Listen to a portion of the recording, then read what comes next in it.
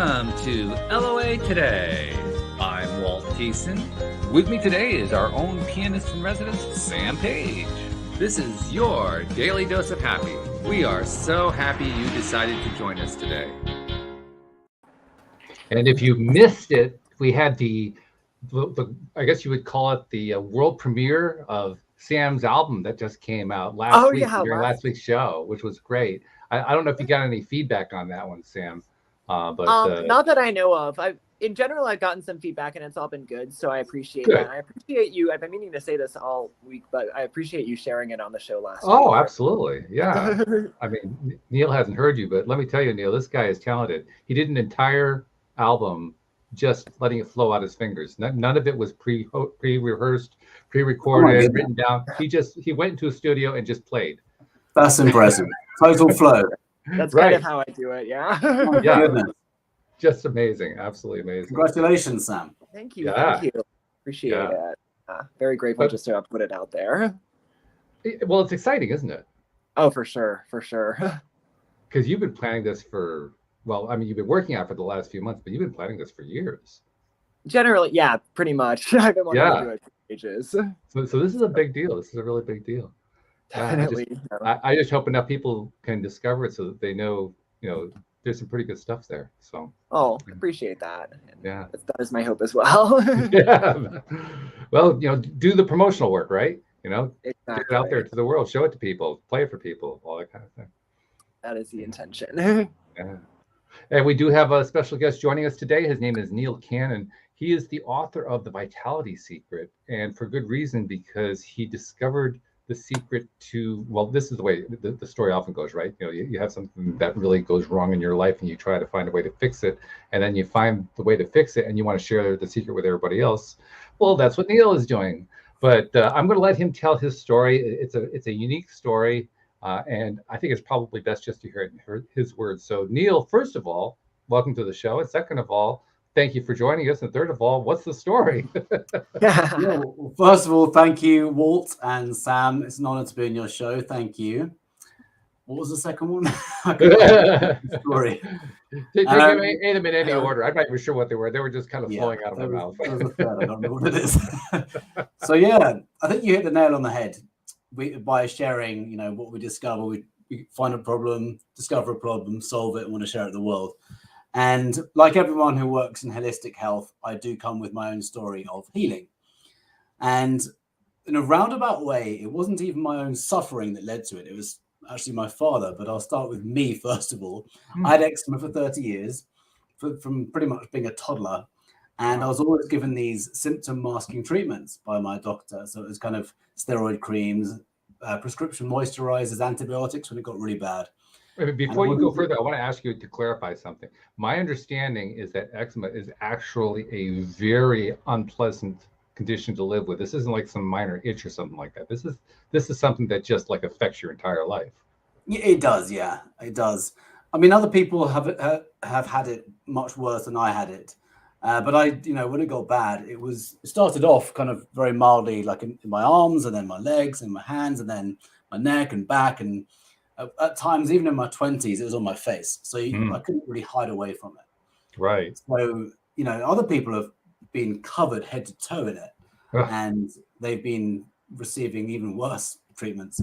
So I'm glad that I found the underlying cause. And it wasn't until my dad actually suffered a stroke when I had my wake-up call. So it's quite kind of weird the way it all went, kind of came about. So he had a stroke, and I was already in health and fitness. I wasn't really in holistic health and healing, if you like, but I'd written a book about increasing testosterone for guys naturally. Okay. And I kept on seeing this word inflammation. And I remember my aunt, who's a naturopathic doctor, a few years prior to his stroke, telling him that he had chronic inflammation. And I just remember seeing this word everywhere, and I started looking into it. And I just had this kind of intuitive knowing that his stroke was avoidable. It was just like this innate knowing. And I just went on a bit of a research quest and just started researching this thing called inflammation, what it is, its definition. And soon enough, I found it was the underlying cause of just about every chronic illness, including the eczema he'd had since he was 12, which is the asthma he'd had since 12, which is fully reversible. high blood pressure, which ultimately led to a stroke, and of course the eczema I'd had since a very young age. So I went about changing my diet, my lifestyle, and very quickly I got rid of it. And a lot of attention was focusing on healing the gut. So around 2015, that's when I wrote my book, The Vitality Secret. And then since then, I've actually been helping people reverse not just eczema and other skin conditions, but all kinds of chronic inflammatory health conditions like diabetes, gout, high blood pressure, psoriasis, fibromyalgia, chronic pain, things like that. Almost everything can be tied back to chronic inflammation. So it's amazing what can be done with the body when you get to the cause of the inflammation. And my belief is the body can heal anything when you create the right environment within the body to allow it to heal itself. You made an interesting comment too in your profile. Once again, Neil is a gentleman that I met through Podmatch. We get all of our guests through Podmatch because we get such good information there, and good guests as well. Really good guests. Here's another example right here. But Neil, you made an interesting observation in your profile. You talked about how you had been kind of guided into believing that genetics played a major role, but what you really learned was that while genetics do have a role, it was epigenetics that made the big difference. Talk about that for a moment. This is huge, and I can't talk about epigenetics without mentioning Dr. Bruce Lipton. I call him the father of epigenetics. Yes. So epigenetics is really about how the environment in your body signals the genes. It's not your genes that trigger the illness. So we can come from a family of cancer or heart disease or diabetes. And if we do exactly the same as what our parents did, then there's a strong likelihood that we'll develop the same thing.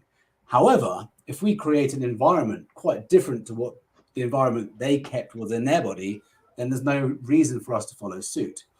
So epi means above, and genes is obviously the genes. So you've got the epi, which is the environment, and then the gene blueprint. So epigenetics is like the software, and the genes are like the hardware. The software runs the hardware. The software is the environment. So the environment is really whatever we do in our bodies, what we consume, what we're exposed to, like toxins in the external environment, toxins in the internal environment, whether we get sufficient cell fuels, and also the mind-body connection is just about the most important thing. So it actually really goes back to how we perceive our world. And most of us know that chronic stress leads to illness and dis-ease. It goes deeper because it's really how we perceive things that can create stress or not. So our perception is the ultimate kind of determining factor for the environment in the body, which is, I'd never have said that 7 years ago, by the way. I thought exercise, manage stress. Yeah. 10 years ago, even if you had said it, I would have rejected it. So I'm with you. I'm totally on the same page there. Yeah. So we're always learning, aren't we? Yeah. Absolutely.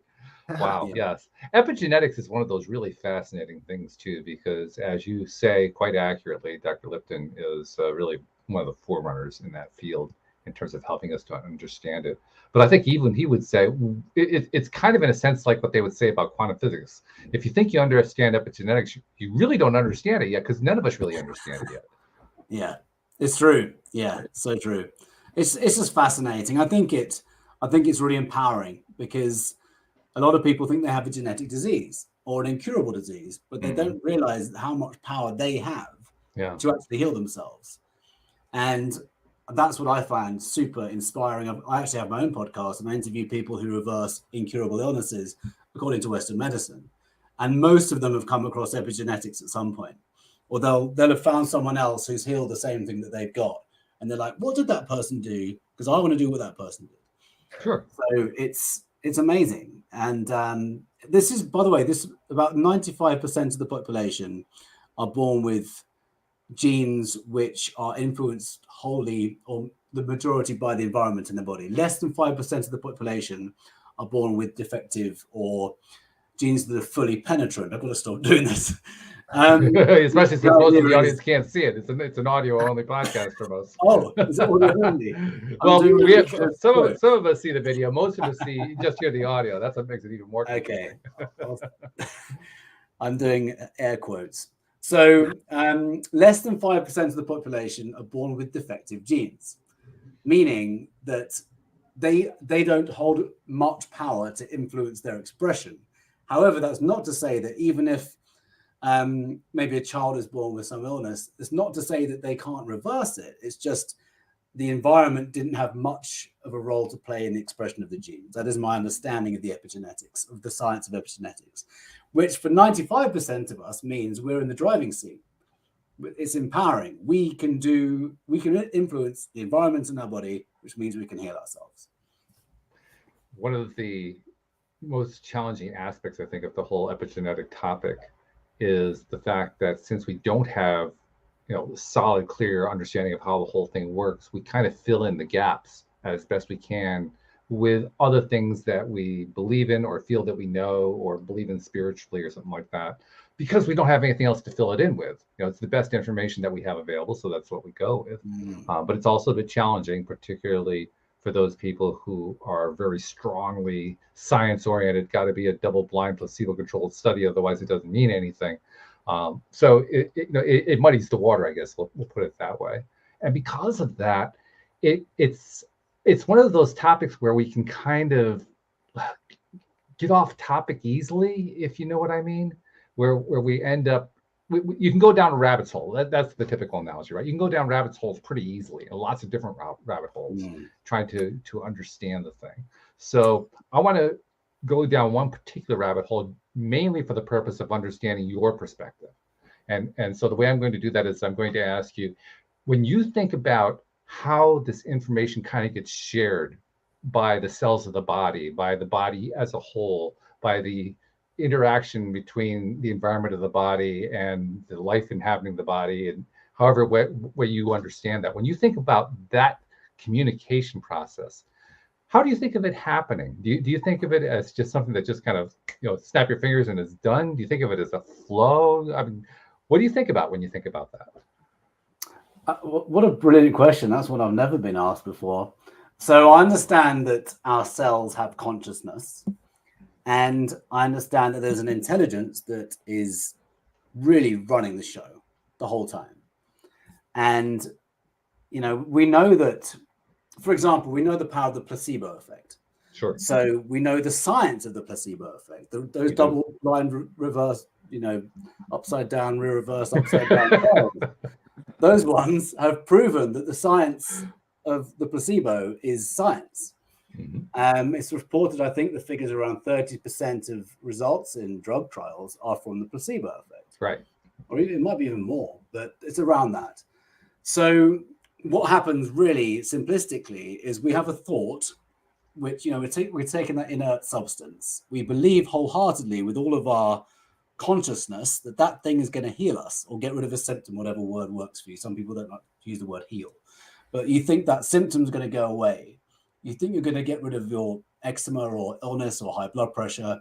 You take it, and the sheer power of the belief, which is a thought that you continue to think, through the sheer power of that, the mind is triggering an emotion and then a whole concoction of chemicals that follow, like your own personal pharmacy of chemicals follows. And it's like your body creates the perfect concoction of chemicals to heal your body purely by a thought. That's how miraculous the body is. I've just spent a week in Cancun at Dr. Joe Dispenza's advanced retreat. Oh, nice. I'm sure you're familiar with Dr. Joe Dispenza. Sure. I've got one of my favorite books of his, Becoming Supernatural, here. So he's got so much science. I mean, there's already a ton of science about the science of meditation, and he's got his own data on top of that. And he's showing what's happening in the blood, what's happening with our genes, with our DNA, with these metabolites that appear in the blood. It's like he's got scientists on board proving what's happening in the body when we are in this meditative state. And he's compared novice meditators with advanced meditators and people who are, just starting out. I guess they're novice, but they've got different sample sizes, and he's got all the data to show that this is happening. So coming back to your question, what is happening? The mind is doing something profound in the body in a state of either absolute belief or in this space of nothingness, in the space of meditation and visualization sometimes. So the mind in Dr. Lipton's words is like the governor for every cell in the body, enabling communication to happen between every cell. And he talks about the community of cells. They all communicate with each other. So again, going back to your question, I believe there is some kind of intelligence, some kind of, there's no better word for it, intelligence, which is creating life, which creates a flower in its perfect form, and trees and every animal and every living thing. Is an intelligence that creates all of us. And that is the overriding determining factor, and our mind plays a huge part in that creation. I like that. I especially like your choice of the word intelligence as a way of describing it. Yeah. Because really that's a very useful word. It's a way that it's a word that we can use in a lot of different contexts to describe processes that we would normally have a hard time describing because we lack vocabulary for a lot of things that we try to talk about. But intelligence gives us a way to do that. For Sam, I think about this when you're a piano player, when you play your piano and the stuff flowing out of you, I mean, sure, there's your own intelligence that's involved, but there's like your finger intelligence. There's like your soul intelligence that comes through, right? Because I play a little piano and I know what that's like. Me too. If you just kind of let go, you to the degree that you can. Sam has learned how to let go to the nth degree, but if you can let go to some degree, it just kind of comes out. And it's intelligent in its own way. I mean, am I wrong, Sam? Isn't that the way you see it?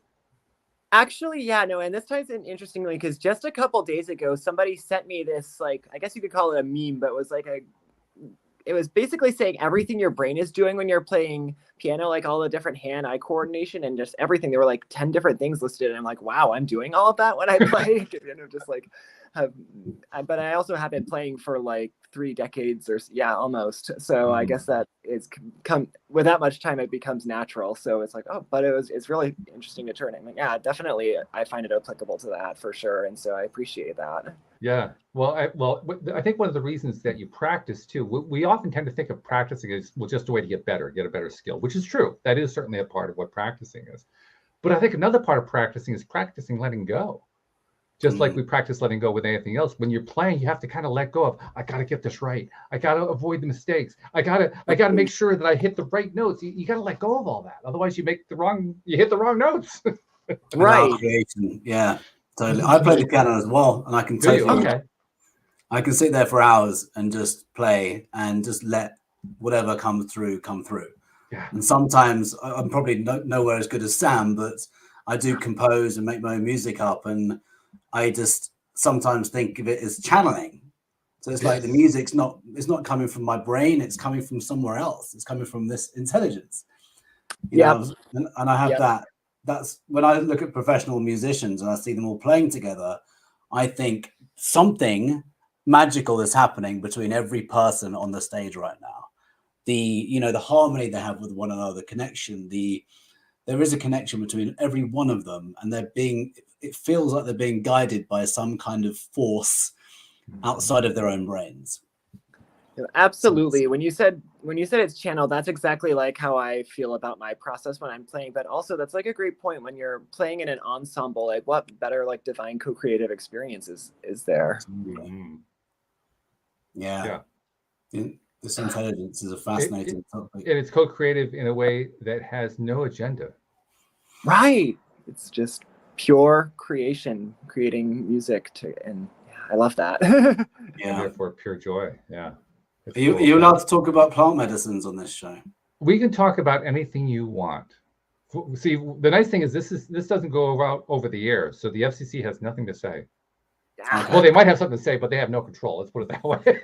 It was related to channeling and just being a conduit for whatever to come through.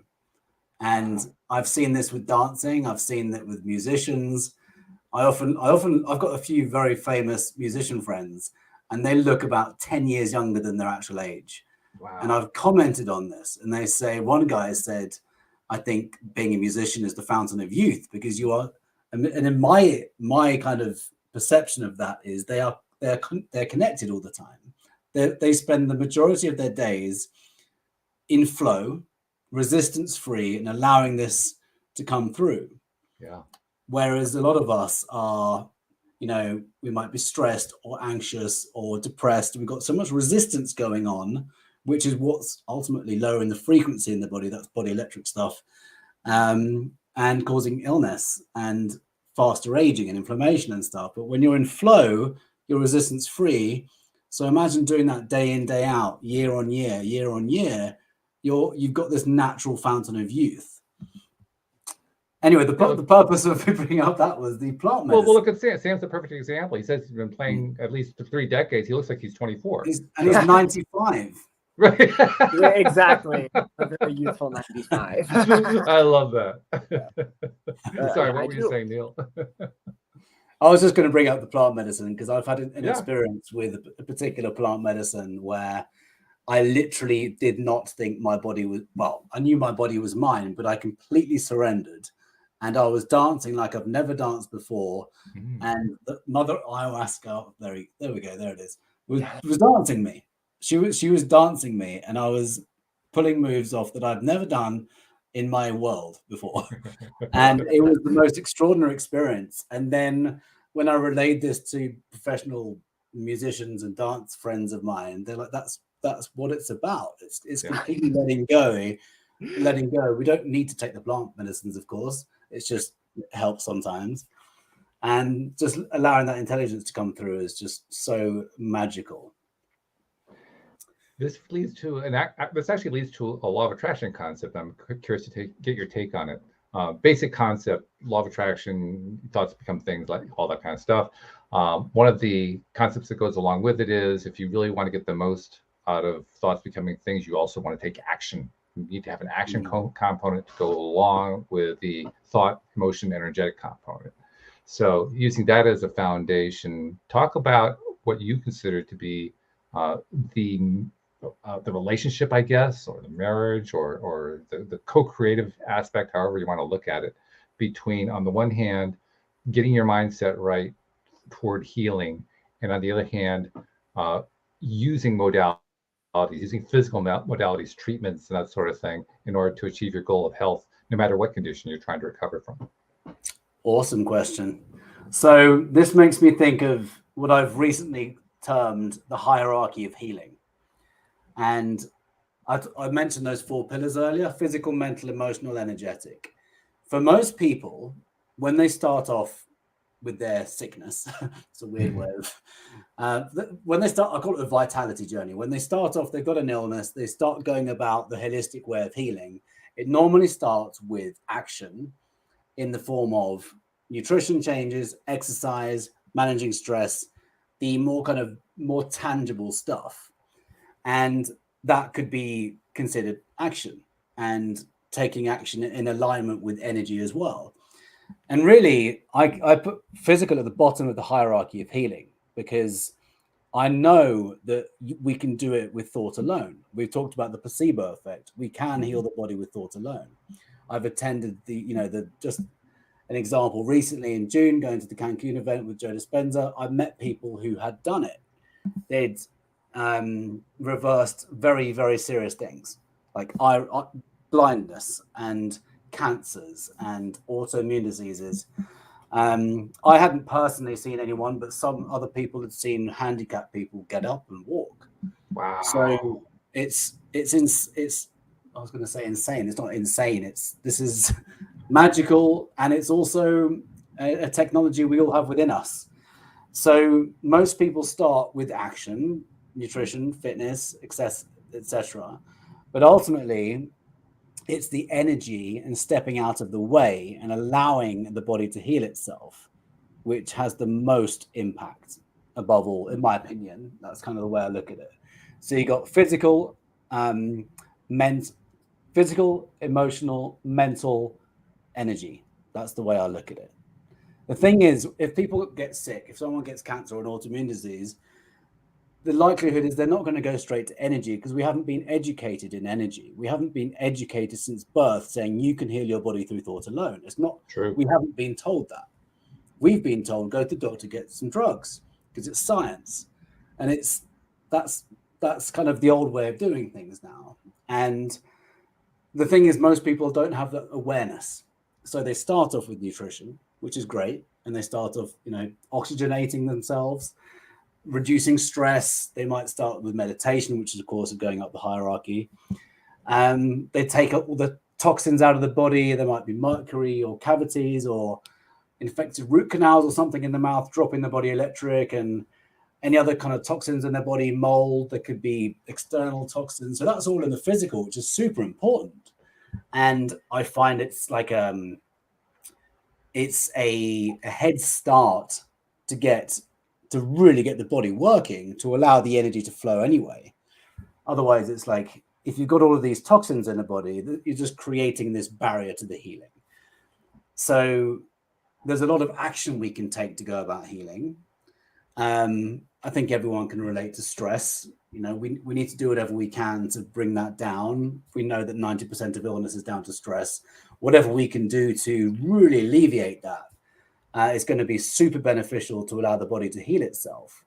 And a lot of that is to do with emotional intelligence and understanding that it's our perspective which creates the stress. It's not the stress itself. So one of my favorite definitions of stress was actually by Mihaly Csikszentmihalyi, who wrote Flow, Living at the Peak of Your Abilities. You must know that book. I do Flow. not actually, no. Okay, one of my favorites. I listened to it many times. So he coined the word flow, and he talks about being in this state where we lose passage of time, and that's kind of what we were talking about earlier. But he talks about stress as being an internal response to external strains. So we can all be faced with exactly the same thing, and different people have different reactions. Yeah. So I talk about the traffic. I often talk about being in traffic. We could have an unexpected traffic jam, be late for work. One person will be in traffic and they'll just remain calm. They'll put some music on, listen to a podcast, maybe the LOA podcast, and they'll chill out and relax, or the Vitality Secret podcast, and relax. Or the other person will be in exactly the same situation. They start effing and blinding, meaning swearing and weaving in and out of traffic and causing road rage. You can see the veins popping out of their face. It's exactly the same external circumstance. Nothing else has changed. So we perceive our world, which then affects our own nervous system. It affects our fight or flight response. And it's all to do with how we perceive anything. So coming back to your question, that's the emotional part, the mental and emotional part of action to ultimately allow the energy to flow. Yeah, I love that. In fact, you mentioned perspective early on when you were introducing yourself to us and giving us your story. You briefly mentioned that perception really is the key to the whole thing. And I'm glad you brought it up again, because I wanted to return to that. I agree with you entirely. Perception really is the key to the whole thing. I think probably the first thing that anybody who's exploring this concept has to learn, I'm pretty sure this is true for everybody, is you have to learn that you have the ability to select your perception. Because so many of us believe our perception is whatever we have. It's what we were given. We were, what we were taught. That's all there is to it. There's the circumstance dictates it. I'm in traffic, so therefore I'm going to get angry. It's, contrary to what you were saying. Oh no, there's only one perception that you can possibly have. One of that's I guess termed emotional intelligence, isn't it, or emotional fitness? Tony Robbins is obviously a pioneer in that space. Sure. And one of the best gems I picked up from him probably more than a decade ago now was how the only meaning anything has is the meaning that we give to it. The actual event itself has no meaning. Yeah. So, or the event, circumstance, whatever's happening is neutral. So we give it meaning, and we give it meaning based on our own story, on our own experience, on our own life experience, our own history. And when you peel back the layers of the onion enough, we'll find that we have trauma. And it's really the trauma that lays the foundation for however we respond to our world's events. So that's ultimately, I think, one of the keys to kind of reversing anything is understanding that we can be relaxed or we can be really, reactive. It's a choice. And it's an interesting perspective because, like you said, like some people don't realize they have a choice in the experience. That was me for a long time. Seriously, for the longest time, I did not think that I could select what my emotional response to something was going to be. I thought that there was only one possible response. Me too. Totally. You too? Yeah. Oh, absolutely. Yeah. Me three. Three of us. Okay. Right. It's not ingrained in us since childhood, is it? No, not at all. No. So I think it's one of the most empowering things that we can ever do. Well, perspective also is really valuable when you're a host of a podcast. You host what's the name of your podcast again? The Vitality Secret Podcast. The Vitality Secret Podcast, right. So you know this as a host because you've interviewed countless people who have had healing experiences. And it's one of the great ways to get that person to tell their story in the most elucidated way, the most expressive way, which is to ask them something that gets an idea of what their perspective is, and then play on that perspective to get them to tell you more. I'm sure you do that because I do that all the time, right? It's powerful when you really understand how to access perspective. Just as a podcast host, you're able to get all kinds of stuff out of your guests, and then you kind of extrapolate that to what you do with the rest of your life. And now it becomes a tool you can use in any situation to get any information you're looking for. All you have to do is look for the perspective and understand the perspective. And talking about perspective and meaning, I think of one of my recent interviewees who had a lot of success reversing cancer, mostly holistically. Mm-hmm. And at the end of the podcast, I said, what does cancer mean for you? Like, what's your kind of perspective on it?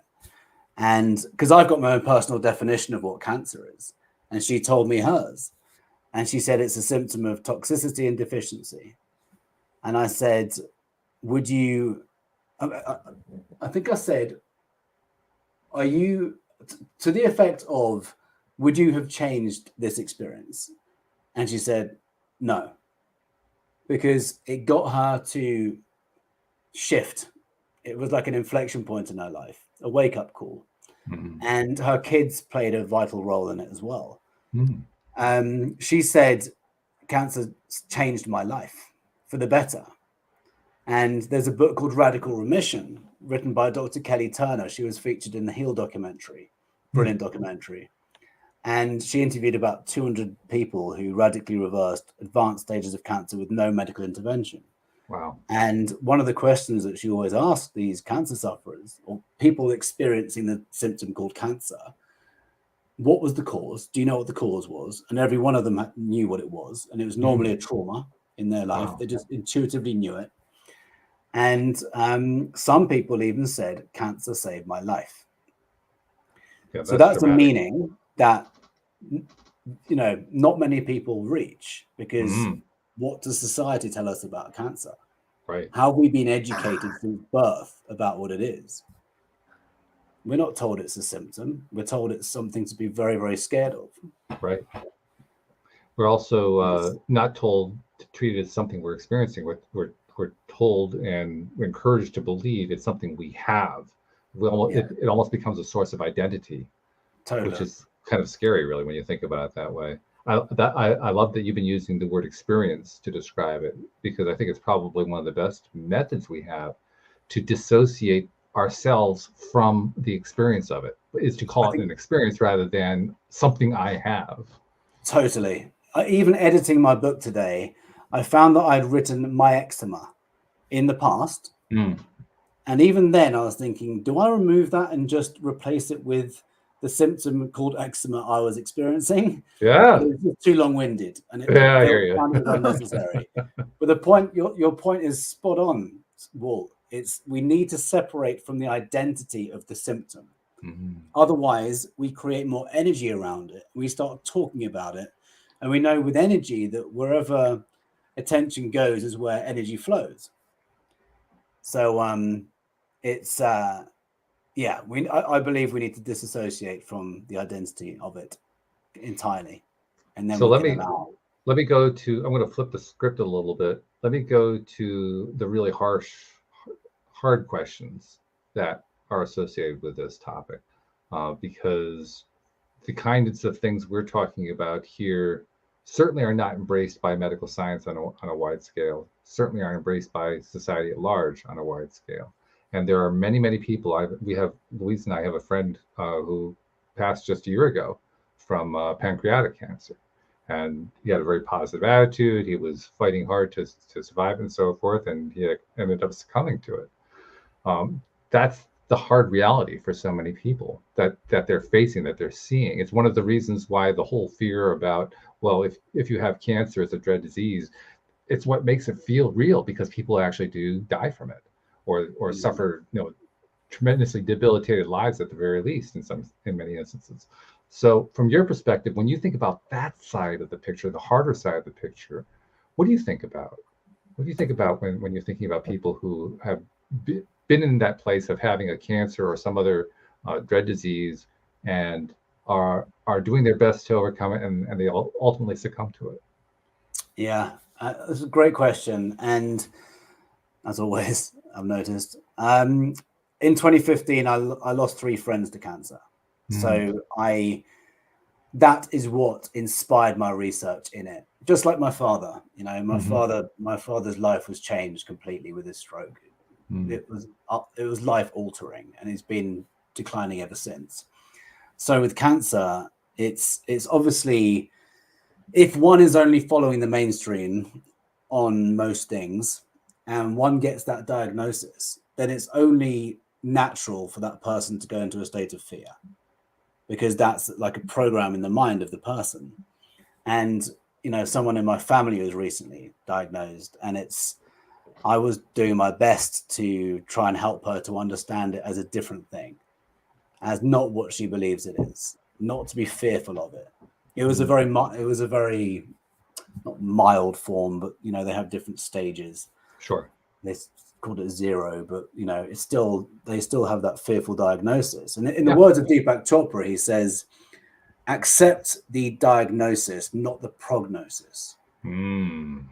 I think that's something that's always stuck with me ever since seeing that. And that's what I would say to anyone who's ever received that diagnosis. It's like, okay, accept it. Now figure out where it's come from.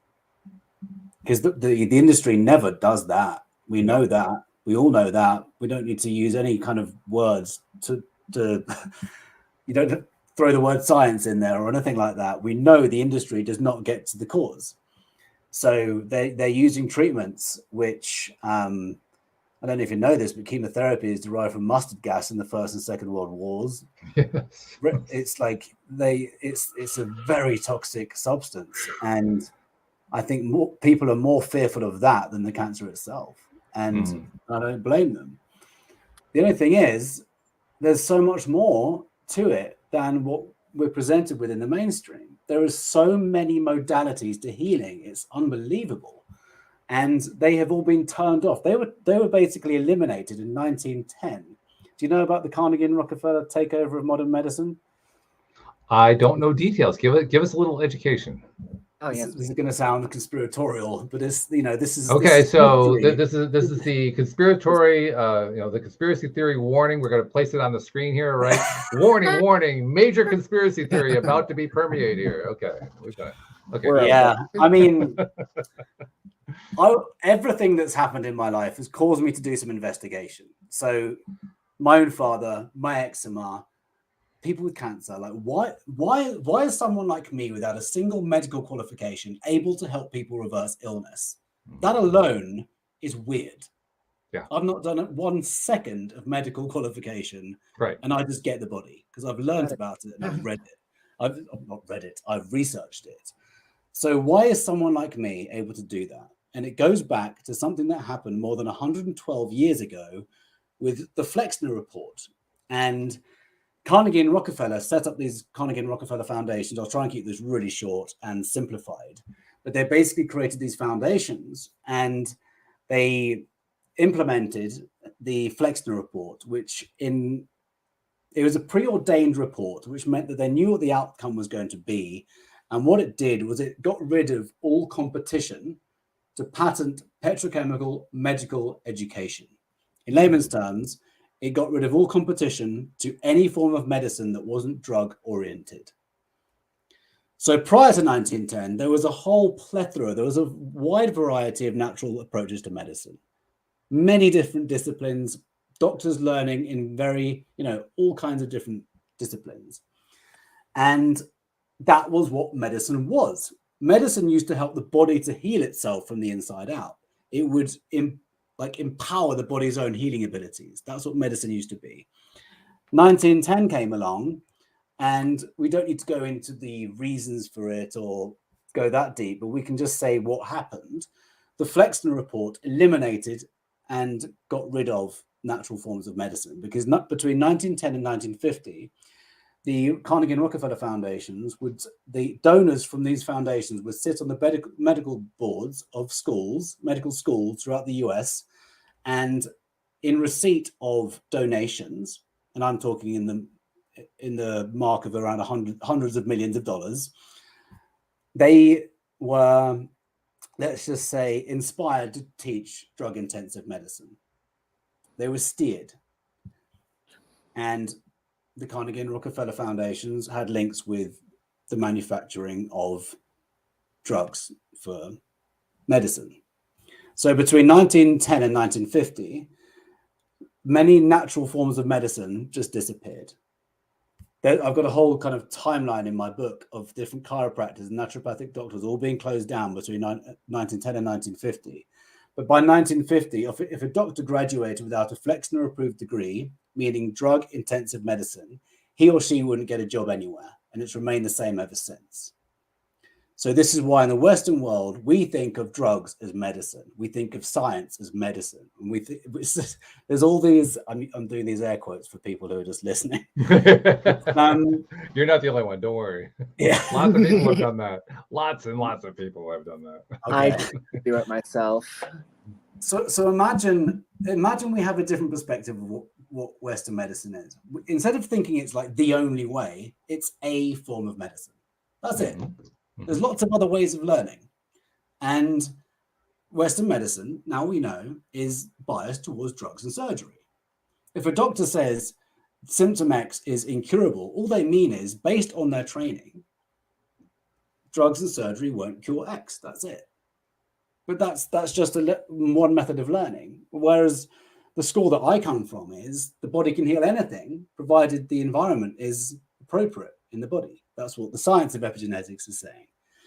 And also, even without the science of epigenetics and these long words, intuitively, I know that the body is a very, very powerful self-healing machine. Just knowing how we're created from a sperm and an egg, it's not that stupid that it just gets sick, and the body doesn't get sick because of a pharmaceutical drug deficiency. It doesn't get sick because of a chemotherapy deficiency. It doesn't get sick because of an aspirin deficiency. You get the idea. So just thinking about the perfection of the human body and nature, what nature can do for us. Nature has, in my view, all of the answers. And Mother Nature makes no mistakes.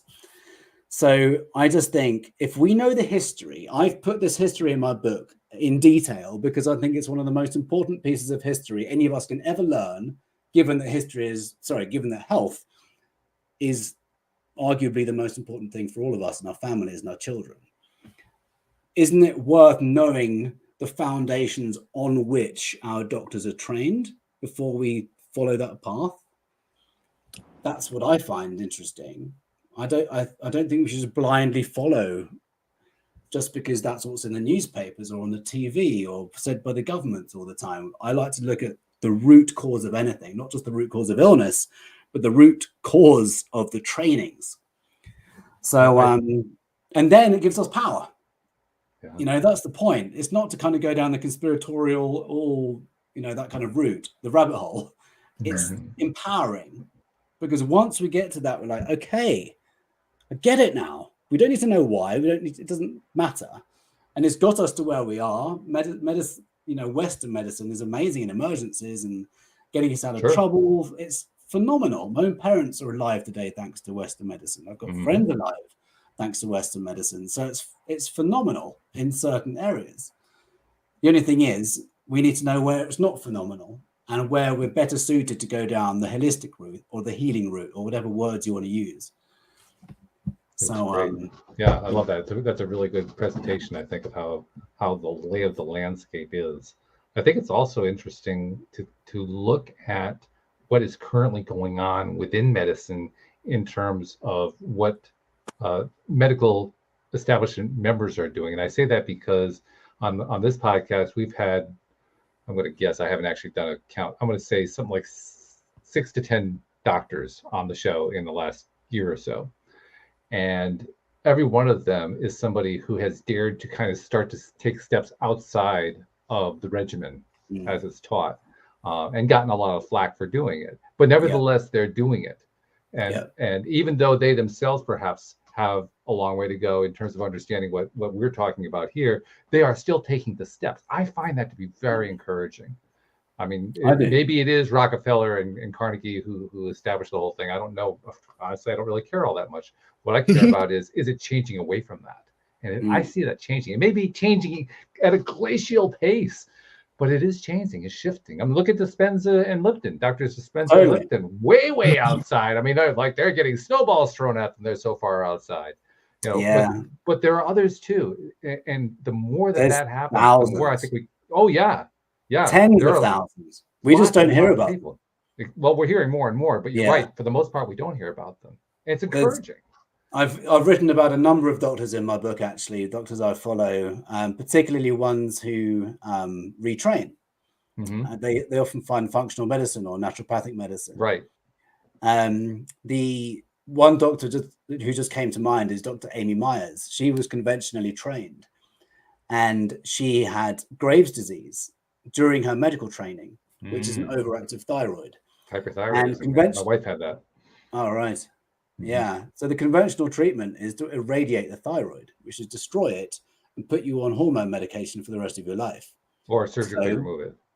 Or remove it. Those are the two options Louise got. Yeah. Which, by the way, she ignored them both. Yeah. Yeah. So this is what Amy Myers did. And then she did some further training. And then she realized she basically realized that Western medicine wasn't making people better. And she was realizing, shortly after her training that there was definitely flaws there. And she discovered functional medicine. And she very quickly realized she didn't have to destroy her thyroid. All she had to do was heal her gut.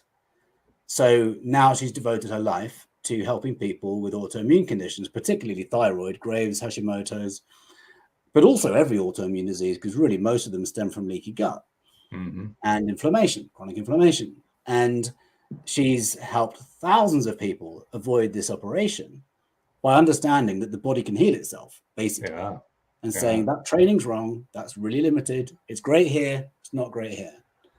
And people like her, there's thousands, literally thousands. It's encouraging. It is very encouraging. And in my wife's case, she actually didn't even go into the gut. She went directly into the human mind because we're both law of attraction people. So we decided we're just going to attract it. We're just going to shift our mindset. We're going to take the stress out of the lives. We're going to start believing that. And by the way, she went the entire route in terms of the drugs. She was at the point where they were at the highest level of drugs they could give her in order to help rebalance the thyroid. And they were telling her, you're going to have to burn it out. You're going to have to surgically remove it, something along that line, because we can't continue this forever. She says, no, we're not going to do that. And I would support her 100%. And within a year, they were saying, well, we got to reduce the dosage. It's too high. And then it's still too high and still too high. And finally got to the point where they took her off of it entirely. And she's been off ever since. But to the point that you made earlier about how it really stems from some original source. We know what the source is too, in her particular case.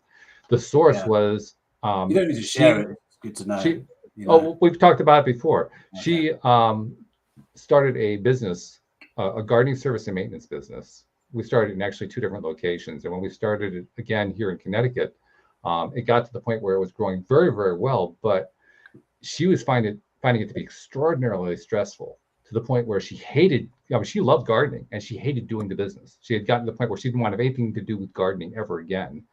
Her health was clearly deteriorating. This was 2018.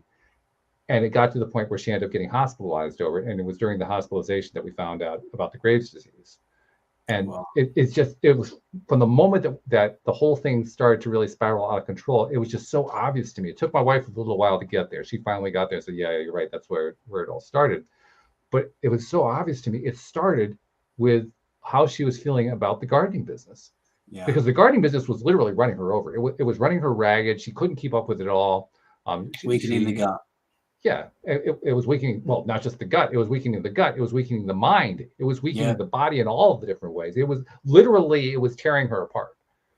And it was starting with the emotions, and it was adding in the thought processes. And literally, she every day waking up was a nightmare of facing what was going to be the next set of emergencies with the gardening business. It was that kind of environment. Wow. That's what we shifted. We completely shifted that. I ended up taking over running the business so she could heal. And she just got into the business of healing. And like I said, within a 2-year period, it was gone. The whole condition was gone. 2 years, did you say? 2 years, yeah. Okay, yeah. Well, congratulations to your wife. Yeah, oh, absolutely. She deserves total credit on that. And she's now completely retired. Actually, I'm the one who needs to get out of the business now. One step at a time. Yeah. But the other thing I wanted to bring up too, I've mentioned this also before, but I'm curious to know what your take is on it. My sister-in-law was, she recently achieved her PhD. She got it in statistics, but before that, she was pursuing it in the neurosciences and neurobiology, and ended up switching at the last minute. But because she was pursuing it down that path, she studied a lot of this stuff. She studied Lipton, she studied Dispenza, she studied a lot of the people who were in that field. And she told me a really interesting thing on the podcast one day. She was also a co-host for a while. She told me how you can hook somebody up into into equipment in a laboratory with all the different kinds of tests and measuring equipment we have and so forth. And you can literally trace from the moment a person has a thought all the way through the body, through the circulatory system and the nervous system and the endocrine system and all the different systems going on inside the body. You can watch how that initial thought works its way down to a particular place in the body where there's a disease or there's an injury or something like that. Wow. And if it's a positive thought, you can actually see 90 seconds later, they can actually time it. 90 seconds later, you can see healing start. And if it's focusing on a negative thought, they can see the body starting to kill itself off in that place 90 seconds later.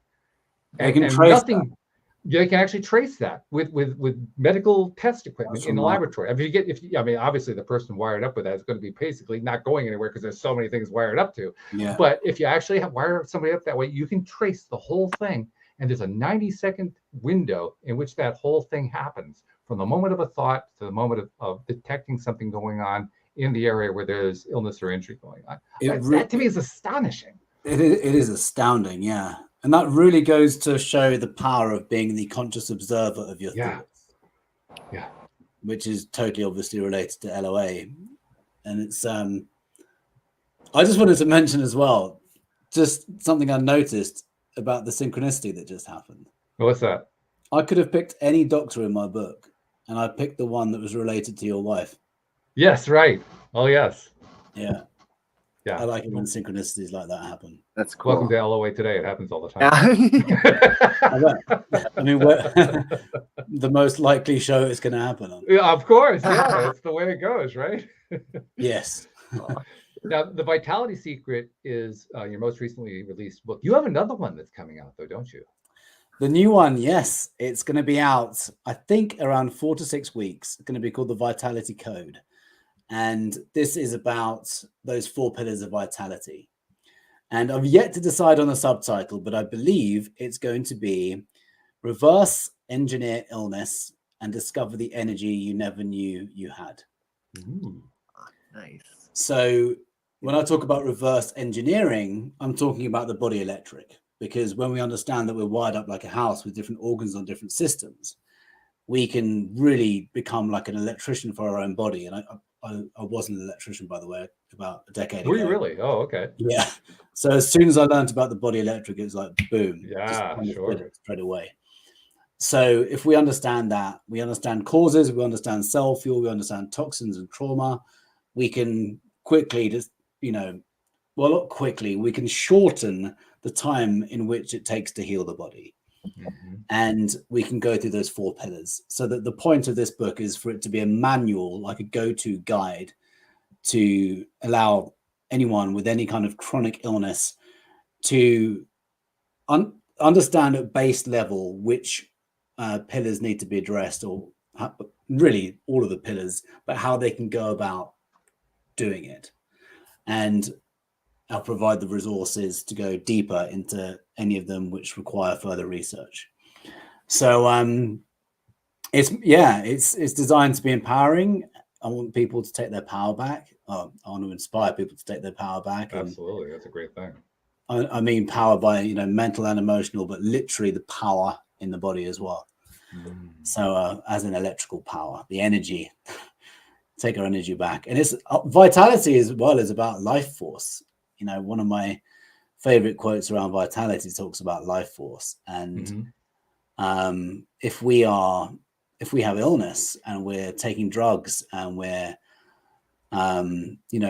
compromised, if the immune system is compromised with chronic inflammation, it sucks our life force, it sucks away our vitality, it drains our vitality.